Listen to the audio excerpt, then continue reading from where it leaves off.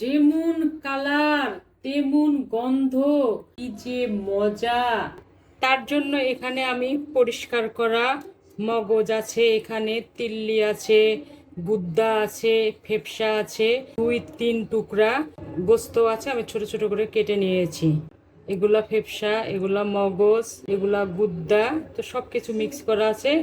সঙ্গে একটা মগজ পুরোটাই আছে। মগজটা আমি ঠান্ডা পানি দিয়ে ধুয়ে ছোট ছোট করে কেটে নিয়েছি, আর এগুলো সব আমি গরম পানিতে ধুয়ে আমি পানি ঝরাতে দিয়েছি। আর এই রান্নার জন্য আমি কিছু মশলা ব্যবহার করব। 1 টেবিল চামচ রসুন বাটা আছে, 1/4 ভাগ জয়ফল, 10-12টা গোলমরিচ, 5-6টা লং, 1 পিঞ্চ মেথির দানা, হলুদ আছে 1.5 চামচ, লবণ স্বাদ অনুযায়ী, তেজপাতা 2টা, সাদা এলাচ আছে 5-6টা, দারচিনি আছে 4 টুকরা, কালো এলাচ আছে 1টা, তেল পরিমাণ মতো আমি 1/2 কাপ নিয়েছি, আদা বাটা আছে 1.5 টেবিল চামচ, জিরা বাটা আছে 2 চামচ, মরিচ স্বাদ মতো। বিসমিল্লাহির রহমানির রহিম। কড়াই গরম হয়ে গেছে। এই রান্নায় একটু তেল বেশি লাগে, তো আমি 1/2 কাপের মতো তেল দিলাম। সাজানোর জন্য একটু পেঁয়াজ ব্যবহার করব। 2 মিনিটের মতো এই পেঁয়াজটা আমি ভেজে নেব। পেঁয়াজটা আমি 2 মিনিটের মতো ভেজে নেব। পেঁয়াজটা আমি পরে ব্যবহার করব। 2 মিনিট পরে আমি ফিরে আসছি। পেঁয়াজগুলো আমি উঠিয়ে নিচ্ছি, ভাজা হয়ে গেছে। প্রথমে আমি আস্ত গরম মশলাগুলো দিচ্ছি। আমি 10 সেকেন্ডের মতো ভেজে নেব।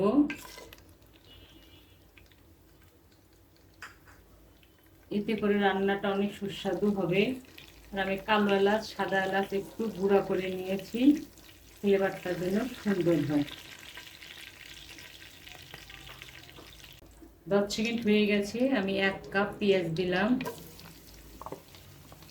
পেঁয়াজগুলো আমি হালকা ব্রাউন কালার করে ভেজে নেব। 5-6 মিনিট পরে আমি ফিরে আসব। ফিরে এলাম 6 মিনিট পরে। পেঁয়াজটা কালার হয়েছে। মতো পানি দিচ্ছি বাকি মশলাগুলো দেওয়ার জন্য। রসুন বাটা, লবণ, আদা জিরা।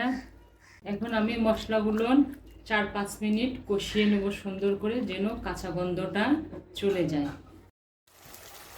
ফিরে এলাম জাস্ট 5 মিনিট পরে। মশলা থেকে সুন্দর একটা গন্ধ ভেসে আসছে। মশলা কষানো কমপ্লিট। এই পর্যায়ে মরিচের গুঁড়া দিলাম, এতে করে কালারটা সুন্দর হবে। আমি মগজ ছাড়া সব কিছু দিয়ে দিলাম। ডালটা মিডিয়াম করে দিলাম। জয়ফলটা আমি গুঁড়ো করে নিয়েছি, গুঁড়োটা দিয়ে দিলাম। জিরা আর ধনের গুঁড়া আমি 2 চামচ দিচ্ছি। গরম মশলার গুঁড়া 1/2 চামচ দেব। গরম মশলার গুঁড়া 1/2 চামচ দিয়ে দিচ্ছি। এখন আমি এগুলো সুন্দর করে 6-7 মিনিট কষিয়ে নেব। ফিরে এলাম প্রায় 10 মিনিট পরে। সুন্দরভাবে কষে নিয়েছি। তেলগুলো একদম ভেসে উঠেছে। এ পর্যায়ে আমি উষ্ণ উষ্ণ গরম পানি দেব।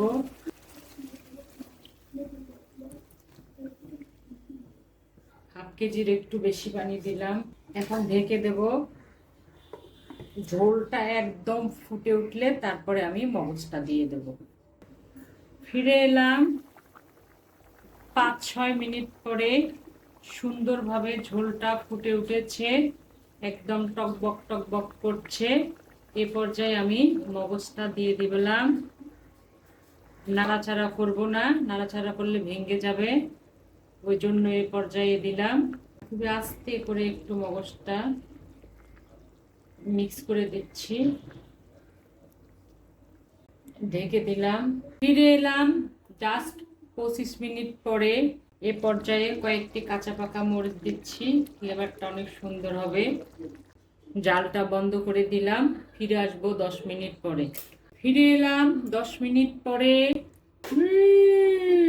যেমন কালার তেমন গন্ধ। আমি একটু নাড়ানাড়ি করে দেখাচ্ছি, মগজ কিন্তু একটুও ভাঙেনি, একদম সমস্ত মগজগুলো আস্ত আছে। তো হয়ে গেল সুস্বাদু ও পুষ্টিকর রান্না, কলিজা, মগজ, গুদ্দা, ফেফসা ভুনা আমি কিন্তু এভাবে প্রায়ই করে থাকি। আপনারাও তৈরি করবেন। গরম গরম ভাতের সঙ্গে খেতে কি যে মজা! আশা করি আপনাদের ভালো লাগবে। তো ভালো লাগলে আমার চ্যানেলটি সাবস্ক্রাইব করে ভিডিওটি লাইক কমেন্ট শেয়ার করে আমার সঙ্গে থাকবেন। ভালো খান, সুস্থ থাকুন। ইনশাল্লাহ আবার দেখা হবে নতুন কোনো রেসিপি নিয়ে। আল্লাহ হাফেজ।